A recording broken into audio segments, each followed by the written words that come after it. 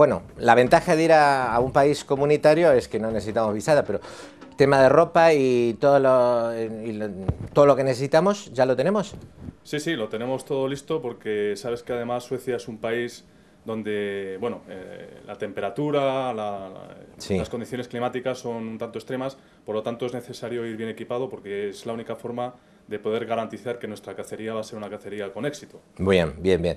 Por cierto, amigos, quiero presentaros a Raúl Crespo de Iván, de Jarquila, en España, es el distribuidor de Jarquila en España y es un gran amigo de esta casa, y en este programa de Cazadores Exploradores de Sendas de Caza estamos aquí cerrando todo lo que necesitamos para este viaje a Escandinavia, que, como bien ha dicho Raúl, son tierras extremas. Entonces, ¿qué tipo de ropa necesitamos para un país como este? Bueno, yo recomendaría fundamentalmente vestirse por capas, es decir, usar una capa como primera capa que se diría de ropa térmica, fundamentalmente con un gran porcentaje de lana. La lana es un material excelente como capacidad térmica. A continuación podríamos usar bien un jersey o bien una chaqueta tipo polar con windstopper y finalmente pues una capa tipo Gore-Tex para Para el agua. protegernos de la lluvia y de la nieve, efectivamente. Pero, y en el tema, bien, eso más o menos lo tengo, pero y en el tema de pantalones, por ejemplo, porque calzoncillos largos, pantalones, Gore-Tex, ¿cómo? Sí, bueno, es evidente que la protección ha de ser integral, ha de ser tanto para las zonas vitales del cuerpo, es decir, la zona de la caja torácica, pero evidentemente también necesitamos llevar algo en las piernas.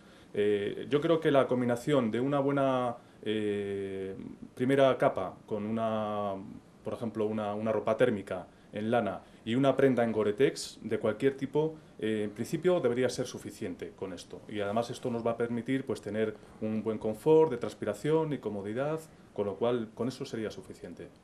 Y las medias para que no se nos Bueno, enfríen los pies, porque eso es fundamental, porque eso te arruina la cacería. Acabas de dar en el clavo, porque efectivamente muchas veces nos concentramos únicamente en lo que son las chaquetas y pantalones, Sí. cuando hay algo que es absolutamente fundamental, que es el complemento. Si tú has hablado de las medias, que han de ser unas medias, evidentemente, que tengan un buen nivel de transpiración y que tengan un buen porcentaje de lana, insisto en lo de la lana, porque la lana tiene un poder térmico espectacular, muy bueno.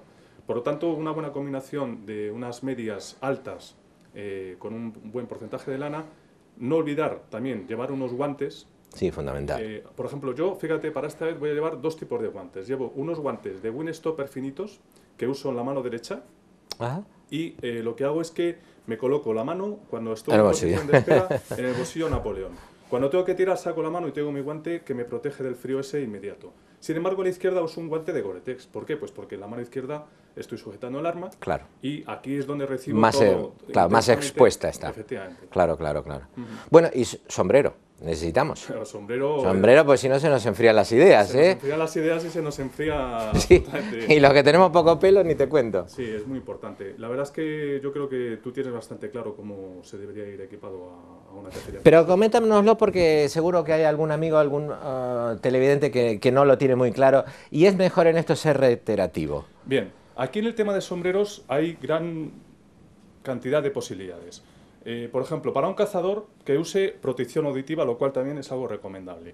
Pues yo usaría una gorra de Gore-Tex que nos protegiera un poquito las orejas y la nuca. Con esto sería suficiente, y los cascos. Para alguien que a lo mejor prefiere vestir de una forma un poco más elegante, más tradicional, también existen sombreros en Gore-Tex con unos estilos muy elegantes. E incluso, volvemos al tema de la lana, el típico fieltro, claro, que sí, ese es no muy, deja de ser una cierto. lana compactada. Sí, sí, sí, sí, sí. Y, bueno, necesitamos botas. Las botas es realmente... ¿Altas o cortas? Yo, fíjate, en esto hay una discrepancia con probablemente muchos de los espectadores. En España hay una gran tradición de usar bota corta. La bota corta tiene una ventaja, pero también tiene inconvenientes, al igual que la bota larga.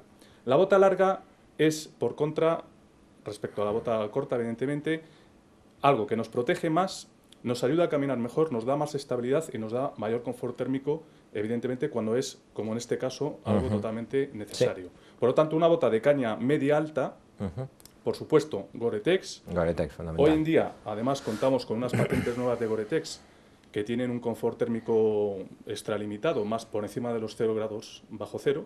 valga la redundancia. Estamos hablando de botas que tienen 10, menos 20 grados bajo cero de confort térmico en Gore-Tex. O otra opción, que es mucho más económica y que no deja de ser menos funcional, es usar una pack boot. Una pack boot, que es una bota, digamos, de caucho, pero que dentro tiene un calcetín desmontable. Creo que te lo enseñaron en alguna ocasión, con el fieltro característico. Ajá. ¿Pero las botas de goma no terminan enfriándote los pies por transpiración? Hay un tipo de botas de goma que no recomiendo especialmente para este tipo de cacería, que es una cacería estática en un puesto de batida, porque efectivamente, como tú bien dices, se enfría mucho. Pero hay otro tipo de botas de goma, que son las que consideramos, entre comillas, pack boot, es decir, es una bota pactable, una bota que lleva internamente algo, y estas botas llevan este calcetín térmico, como te digo, con lo cual respira por ahí. Efectivamente, tenemos una mayor transpiración, pero también tenemos un poder calorífico mucho más alto. Bueno, pues nada, pues veo que tenemos todo listo, y para Suecia no necesitamos muchas más cosas, porque estamos en Europa, tenemos buenas comunicaciones. Muy bueno es si vamos a cazar en la parte sur, irnos no a Suecia en avión, sino nos vamos en avión a Copenhague. Y de Copenhague cruzamos el Báltico en tren a la zona de Malmo, y de ahí en más ya estaremos, que es donde vamos a estar. Corzos, jabalíes, venados y quizás algún alce, pero bueno, eso ya lo veremos si tenemos suerte. Hasta la próxima, y los espero, como siempre, en Cazadores Exploradores de Sendas de Caza.